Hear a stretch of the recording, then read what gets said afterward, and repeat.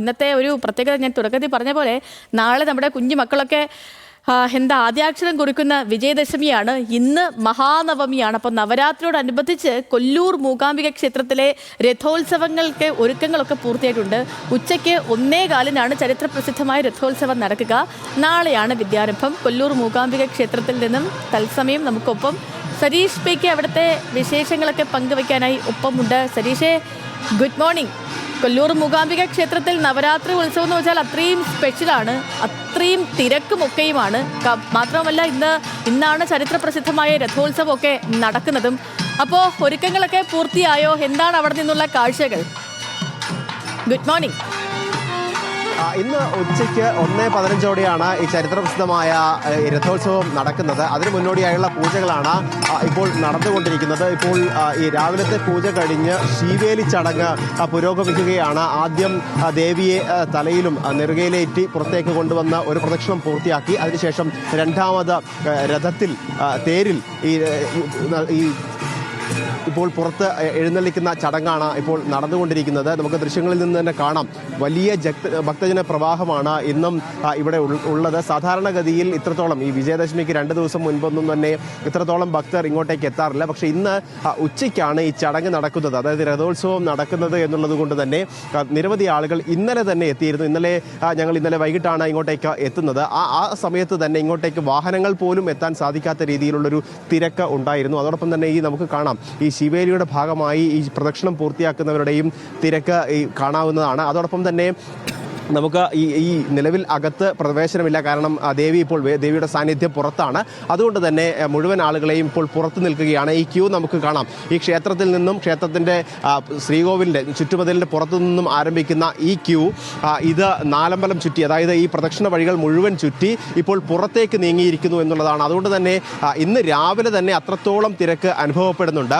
ഇന്ന് 11:15 ചണ്ഡികാ യാഗം നടക്കുന്നത്. ആ ചണ്ഡികാ യാഗത്തിന് തൊട്ടു പിന്നാലെ നടക്കുന്ന വിശേഷാൽ പൂജകളുണ്ട്. ആ വിശേഷാൽ പൂജകൾക്ക് ശേഷം 1:15 പുഷ്പത്തിൽ അലങ്കരിച്ച രഥത്തിൽ ദേവി എത്തുകയും ദേവി 3 പ്രദക്ഷിണം പൂർത്തിയാക്കി നാണയങ്ങൾ എറിഞ്ഞു കൊടുക്കുന്ന ചടങ്ങ് നടക്കുക.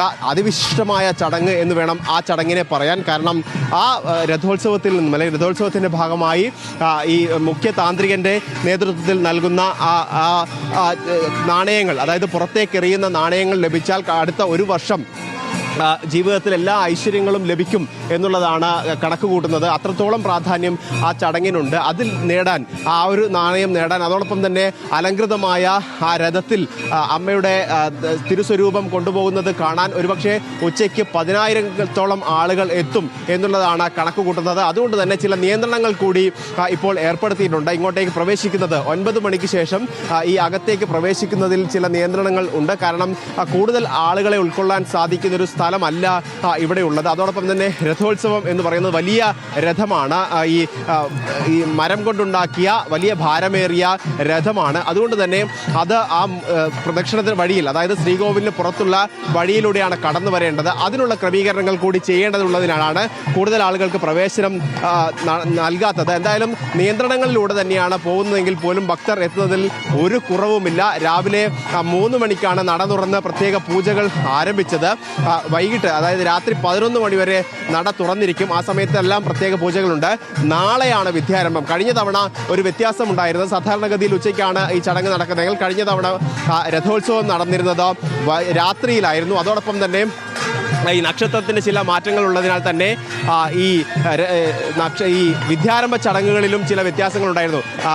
ആദ്യ ദിവസം മൂകാംബികയിലും 2ാം ദിവസമായിരുന്നു കേരളത്തിലൊക്കെ വിദ്യാരംഭ ചടങ്ങുകൾ നടന്നത്. പക്ഷേ ഇത്തവണ രണ്ടും ഒരേ ദിവസം തന്നെയാണ്. എന്തായാലും ആളുകൾ ഭക്തർ ഇങ്ങോട്ടേക്ക് എത്തിക്കൊണ്ടേയിരിക്കുകയാണ്. നിയന്ത്രണങ്ങൾക്കിടയിലും സുഗമമായ രീതിയിൽ എല്ലാ ആളുകൾ ദർശനം പൂർത്തിയാക്കി പ്രസാദം സ്വീകരിച്ച് മടങ്ങുന്ന കാഴ്ചയാണ് ഇപ്പോൾ മൂകാംബികയിൽ നിന്നും കണ്ടുകൊണ്ടിരിക്കുന്നത്. ഓക്കെ, ശരി സരീഷ്. അപ്പോൾ നമ്മൾ കൊല്ലൂർ മൂകാംബിക ക്ഷേത്രത്തിൽ നിന്നുള്ള കാഴ്ചകളാണ് കണ്ടോ. ഭയങ്കര ഭക്തജന തിരക്കാണ് അവിടെ.